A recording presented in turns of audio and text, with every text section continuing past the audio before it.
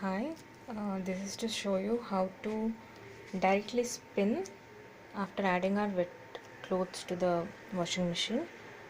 So I've added some wet clothes and power it on, then directly go for spin and start.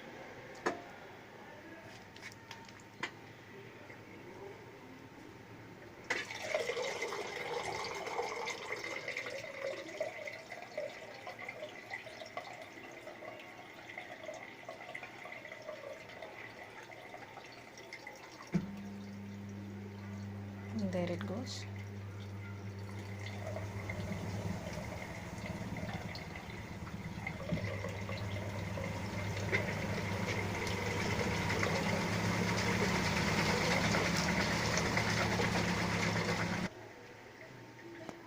So that's it.